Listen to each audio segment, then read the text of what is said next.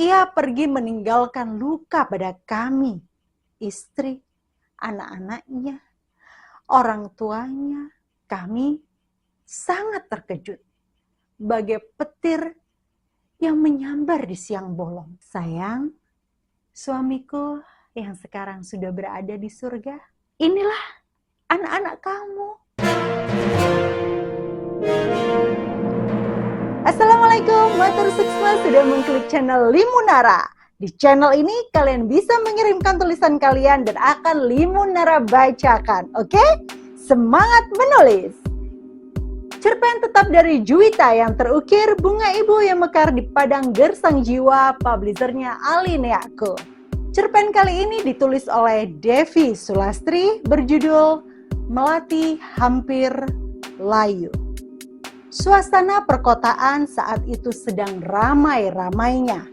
Tidak heran, karena pada saat itu adalah persiapan tahun baru. Jakarta. Inilah kota tempat saya tinggal saat ini.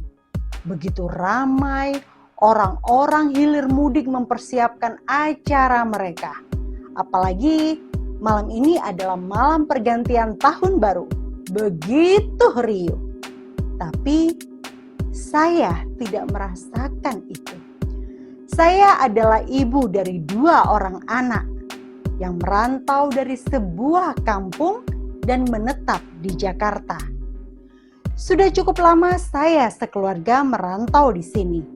Awalnya hanya berdua dengan suami. Ketika pengantin baru, kami langsung pergi merantau ke sini dengan harapan yang besar. Kami adalah pengajar, guru honorer saat itu. Kini kami berempat dengan 2 anak kami. Hidup merantau di kota orang merupakan bagian tersulit dari cerita kehidupan. Mengontrak dari satu tempat ke tempat lain, menyesuaikan penghasilan saat itu adalah makanan kami sehari-hari. Beberapa kali kami mencoba tes untuk masuk menjadi PNS, pegawai negeri sipil. Namun beberapa kali pula gagal. Percobaan kedua suami langsung membuahkan hasil. Ia diangkat menjadi CPNS, calon pegawai negeri sipil. Dari situ kehidupan kami mulai berubah. Sehingga pada percobaan keempat saya, akhirnya saya pun lolos menjadi CPNS. Namun kehidupan tidak berjalan semulus itu. Pada usia pernikahan kami yang ke-8, suami harus berpulang. Tuhan lebih sayang padanya melebihi manusia di dunia ini. Walau hati terasa remuk dan dunia terasa runtuh, saya tidak menunjukkannya di depan anak-anak. Saya berusaha tegar di depan mereka dengan air mata yang tak pernah berhenti mengalir. Ya, ia pergi meninggalkan luka pada kami, istri, anak-anaknya, orang tuanya, keluarga, dan seluruh keluarga besar. Di saat anak-anak masih kecil, masih butuh perhatian dari ayah, tetapi Tuhan memanggilnya dengan tanpa rasa sakit. Ia kecelakaan sewaktu pulang dari sekolah. Kami sangat terkejut, bagai petir yang menyambar di siang bolong. Hari-hari saya lalui dengan 2 anak. Kami bertiga masih merantau. Bedanya saat ini kami sudah memiliki rumah sendiri. Walaupun tidak cukup besar untuk kota yang hingar-bingar. Namun saya sangat bersyukur kami masih bisa berteduh. Meskipun tetap ada luka kehilangan itu. Saya coba melalui hidup ini di tengah perkembangan pendidikan anak-anak. Saya selalu mencoba memasukkan anak-anak ke sekolah terbaik versi saya. Tanpa ada teman diskusi lagi, saya memasukkan anak pertama saya, yaitu Ii, seorang perempuan yang pendiam namun penurut, ke sekolah menengah pertama sampai perguruan tinggi. Dan pilihan ia saat itu ialah jurusan kebidanan. Sedangkan anak kedua saya laki-laki, yaitu Dana. Ia tumbuh menjadi lelaki yang ceria, tegas, dan bertanggung jawab. Kedua anak saya tidak pernah menjadi manja dan pemurung meskipun ditinggal ayah mereka sedari kecil.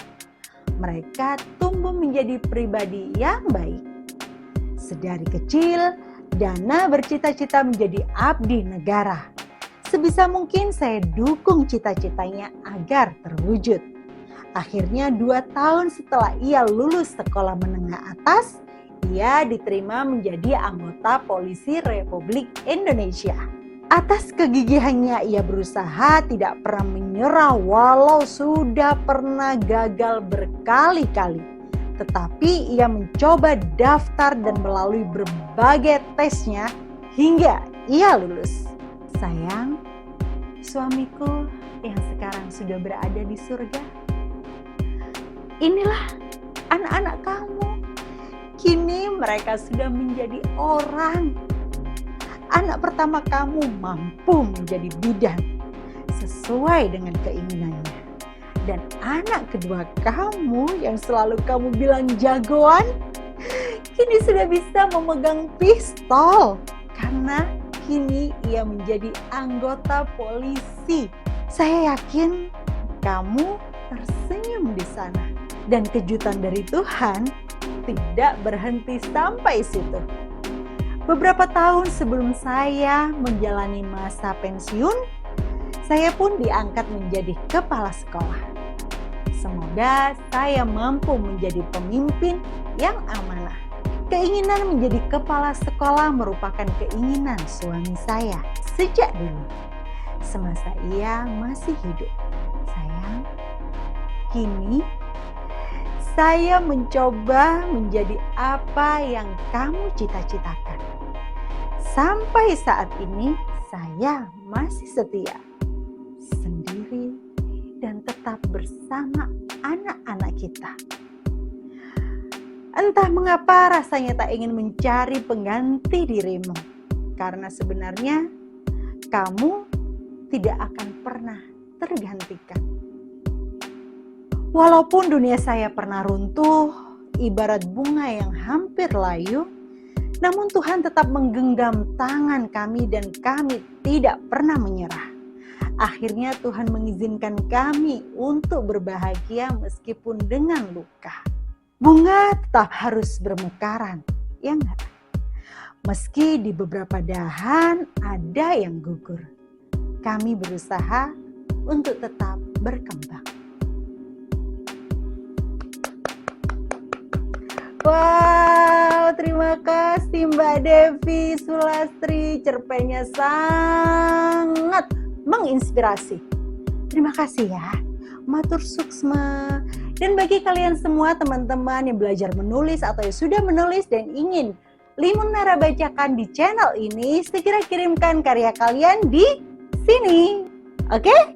Jangan lupa untuk subscribe, like, dan komen serta share channel ini karena channel ini semoga menjadi manfaat bagi para penulis dan para pendengar. Wassalamualaikum, sampai ketemu di episode selanjutnya.